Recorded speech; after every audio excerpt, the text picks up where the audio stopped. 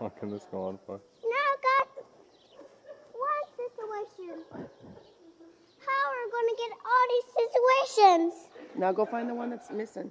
Which one? There's one in the tree. There's one in the bushes over there. Which one in the bushes? Mm-hmm. Which bush? I can hear her crying. Oh, I see it. I see it. I see it. I see it. These are our girls. Mm-hmm. I got her. Aren't you going to be sweet?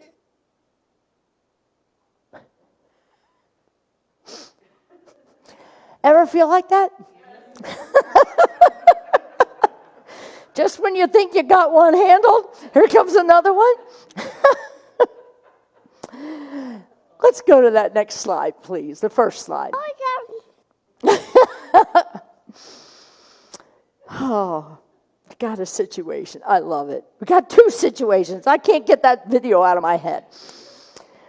One's greatness has to be estimated by one's ability to tolerate provoking situations. Yeah. You want to test your greatness? Have a few situations, right? Let's go to that next one. I love this. Life is tough, my darling, but so are you. Boy, I can just pan this room and look and say that to every single one of you, that I have watched you go through some tough times. And I've seen you step into your greatness over and over. Because, trust me, darling, there'll be another situation, right? You know, in Luke 12, it says, "Do not be afraid, little flock. It is your Father's good pleasure to give you the kingdom." So why are you afraid? Why are we afraid when the situations come up? Do you realize how strong you are? Oh, I want to come down and just look at every one of you and say that. Do you realize how strong you are? I'm looking at some people who have really been tested, really, in just the last few weeks. Have you? Do you realize how strong you are? Yes, I know you do. I know you do. And there are times when we forget. And that's okay.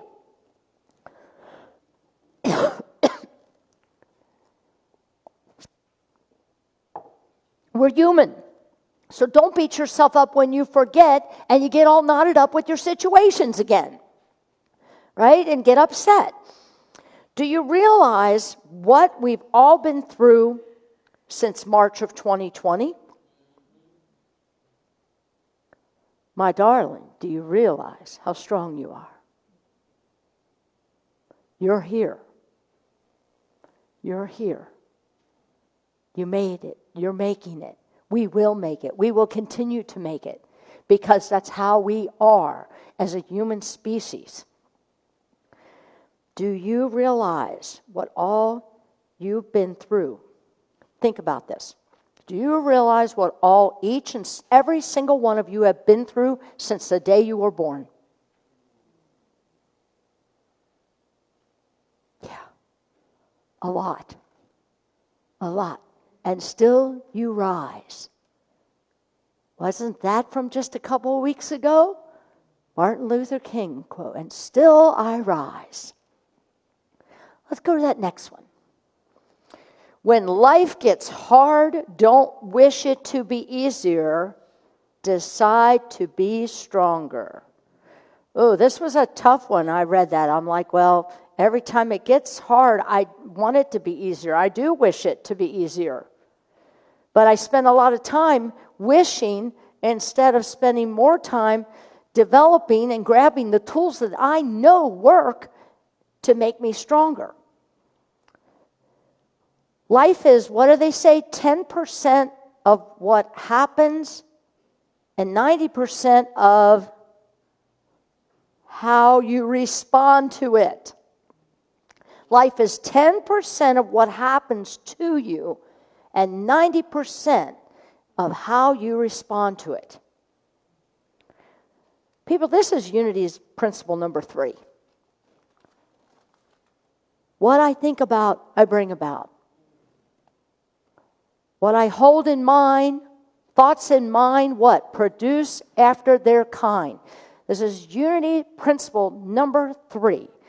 Literally, as I started to look at this, because I was also looking at my class, which is on tomorrow at noon and at 6 on the 5 Unity principles, and I'm thinking, we're called to use all these 5 principles in almost everything that we do. Because, okay, let's just take this morning here in the sanctuary. All right? Adam isn't feeling well, and so he's not able to come in. Okay, no problem. We have directions. I have enough knowledge to be dangerous, and we found that out this morning. Didn't we? Yep. Kathy's got it under control. No, she doesn't. Oh, no, she doesn't, right? Thank goodness Adam was willing to be on the phone with us and do some FaceTime as we're trying to troubleshoot. And I just want to say to this team back there that are doing the troubleshooting, awesome and so grateful. And what we do, how we bring up the resilience, and my darlings, see how strong you are, my darlings. Right? And to not get out of whack. There were moments, and I'm talking less than a minute, that I think every one of us had that, what are we going to do? What are we going to do? Angie's mic's not working. The monitor's not working. I can't get the video to work. Now it's too loud on Facebook.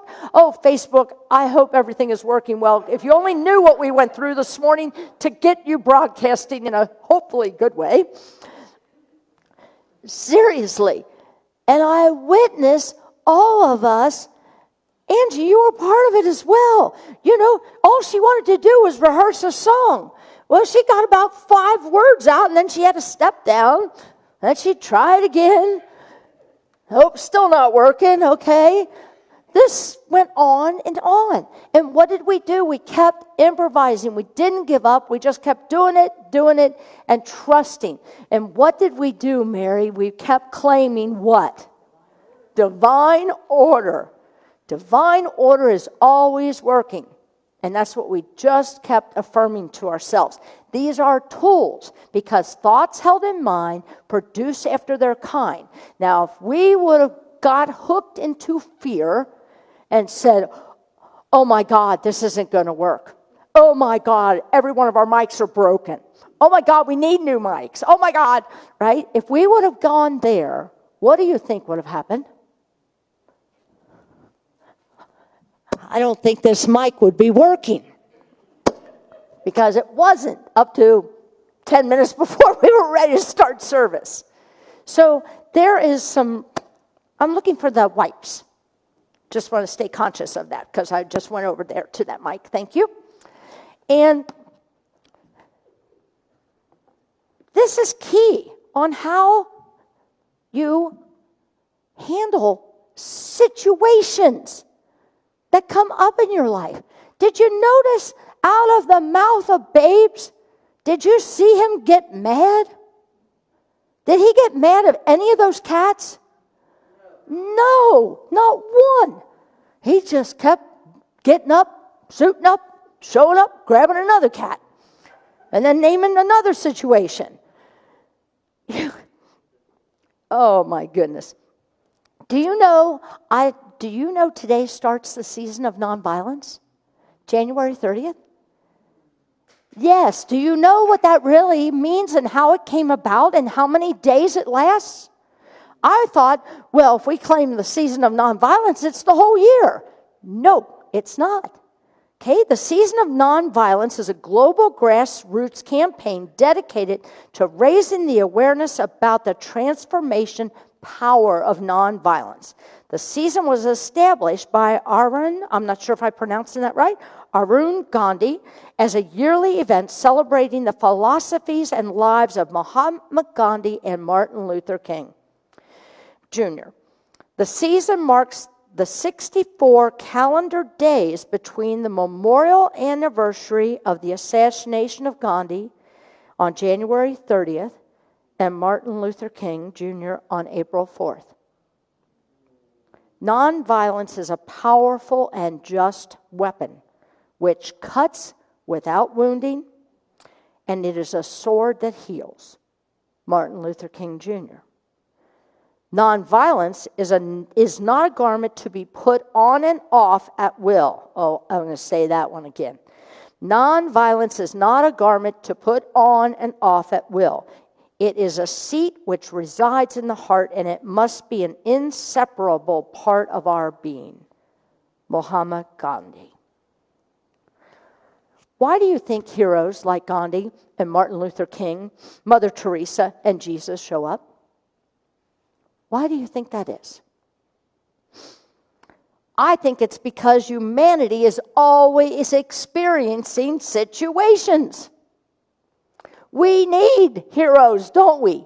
Because left on our own accord, I don't know how well we'd be handling it. If you all remember the Israelites, right? And then Moses eventually lost it at times. And who kept showing up? God in the bushes, right? God on the mountain. We need heroes. And we need people that will keep reminding us of the light. We sang 2 songs about this, the light of mine. I'm going to let it shine, right? But situations cause us to put a bushel over it at times. And what did we say? Put a bushel over it? No. I'm going to let it shine. Let's go to that quote by Pema Chodron. I love her. She's a Buddhist monk. She says, "We think that the point is to pass the test or overcome the problem. But the truth is that things don't really get solved. They come together and they fall apart. Then they come together again and they fall apart again." It's just like that. The healing comes from letting there be room for all of this to happen. Room for grief, room for relief, room for misery, and room for joy. It's okay. We can't escape this. Yeah, if you want to go ahead and take a picture of this slide. I think that statement is extremely powerful. Let's keep that up for a minute while I share a little joy that she talks about. Mrs. Donovan might have a situation. Mrs. Donovan was walking down O'Connell Street in Dublin when she met up with Father Flattery. The father said, "Oh, top of the morning to you. Aren't ye Mrs. Donovan, and didn't I marry ye and your husband 2 years ago?" "Ah, yeah, you did, Father," she replied, and Father says, "Have you any wee little ones yet?" "No, not yet, Father," she replied. "Well, now," the priest said, "I'm going to Rome next week, and I'll light a candle for ye and your husband." "Oh, thank ye, Father." Quite several years later, they met again.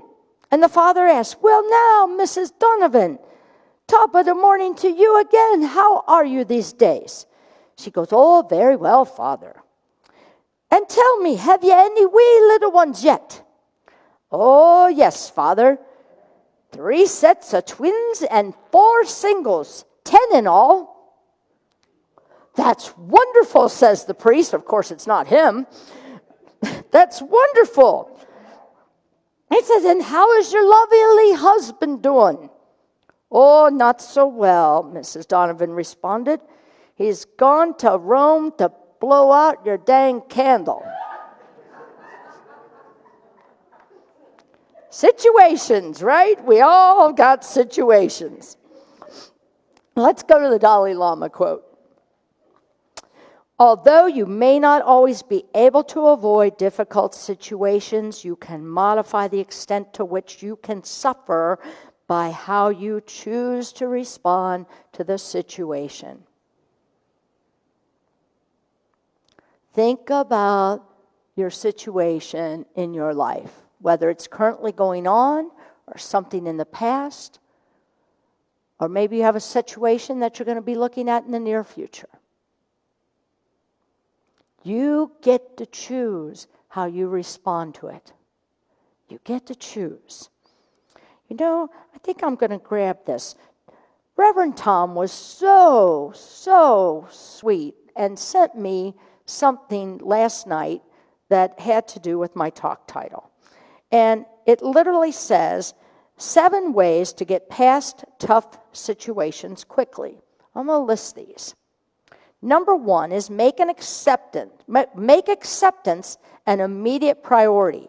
Oh, we had to accept that our microphones and everything was going haywire this morning. You have to accept it. If you try to fight against it, what happens? Just push it back more. Number 2, remove fear from your vocabulary. Oh, I think that might have it didn't come out of my mouth, but I know it came out of my thought. This isn't fair. These mics should work. Remove fear from your vocabulary. Number 3, focus on the life lesson. I might not have that one figured out yet. I can start to figure it out fairly quickly of what that lesson was for me this morning, but I'm saying think about your lesson. Think about your situation. And what is the life lesson in here? A lot of times, boy, it's letting go for me.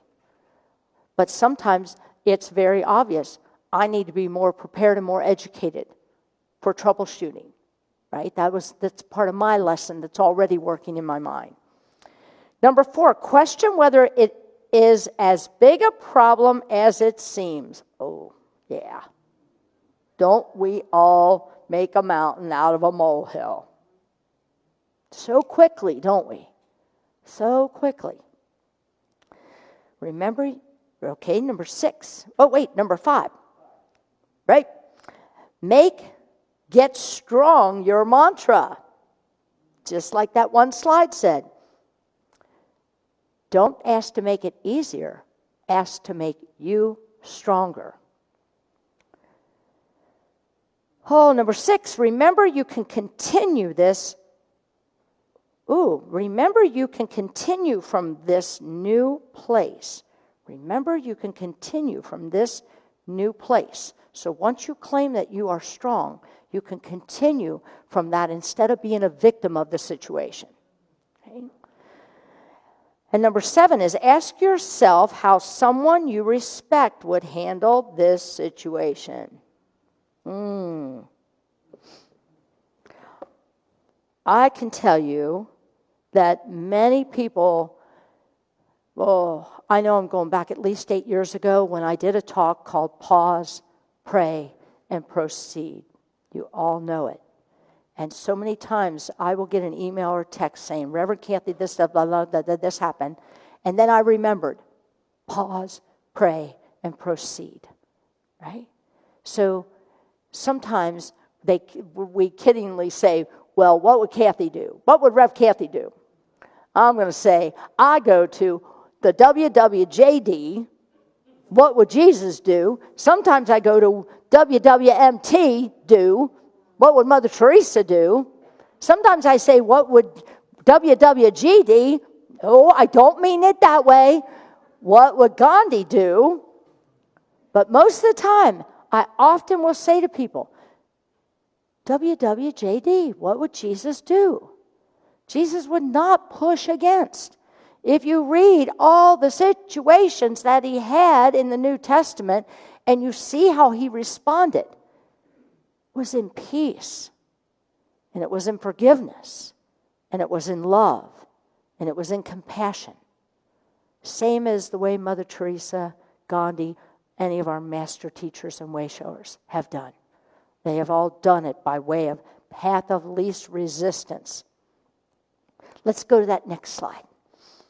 Some situations are not meant for you to change, but the situations are meant to change you for the better. I'm just going to say, let's look at March 2020 up till present. Okay? I personally cannot change that situation. Can you? Personally. But I can change how I become a better person as a result of it. And I say this with total confidence, I believe humanity has made a change for the better. Does anybody, because see, time is gone by. Does anybody remember what happened in the first 6 to 9 months of being in the pandemic? What happened to our planet? Do you remember? It grew. It flourished, didn't it? And I think it's still doing that because so many of us, I know I have this conversation with quite a few people, who finds themselves eating at home more than they ever did before. Isn't that good? Yeah, there's nothing wrong with that. Because when I'm choosing my food at the grocery store, I'm in the vegetable aisle. But when I'm choosing my food at Cheddar's, I'm going to get the chicken tenders with their fries, and I'm going to get dessert. I don't buy dessert when I eat at home. So think about how you are improving just these types of things that you're doing for yourself. We're becoming more conscious. Seek a higher consciousness, a state of peacefulness. Oh, I got another situation. Yep. Senior citizen was driving down the freeway. His car phone rang. He answered it. Says, and he can hear when he answers it, he hears his wife's voice urgently warning him, Herman, I just heard on the news that there's a car going the wrong way on Interstate 275. Please be careful. Herman says, it's not just one car, there's hundreds of them.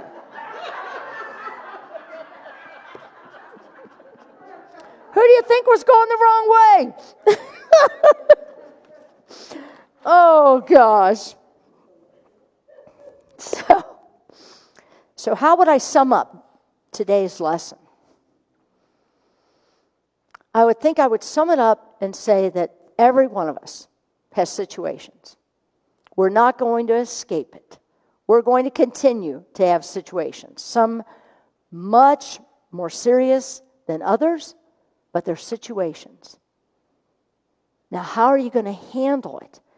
Can you going to be more like that little 3-year-old boy and handle them one kitten at a time? And like Pema Chodron says, they're going to keep on coming. And you get through it, and then there's another one. And embrace the situation, and embrace when you get through that situation and experience joy, and embrace when here comes another one, right? And embrace that you don't stay in that negative zone as long as you used to. That's what I celebrate every day of my life, because I am not who I was 25 years ago. I do not stay in negativity. I don't like being in negativity. I don't like staying around or being around negative people. Do you find yourself same way now? Yeah, I have less tolerance for drama and people who love drama. I really have a lot less tolerance for that. Life is short.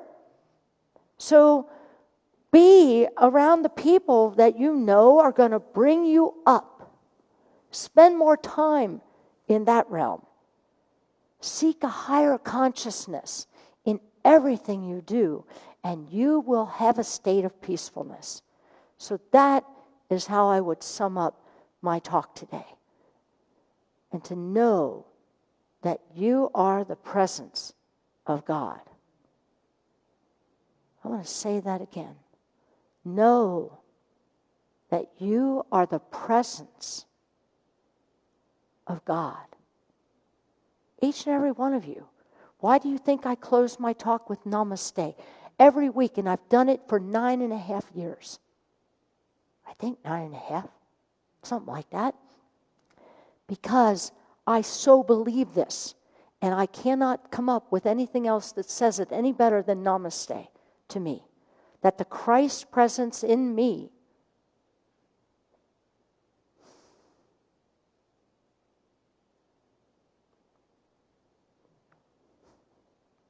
I know I'm going off Facebook camera, but that's okay. That Christ presence in me truly, truly sees. I cannot help but not see it. That sees the Christ's presence. Makes me want to cry because I know the truth. Sees the Christ presence in you. And I am so grateful. So grateful. Namaste. Thank you.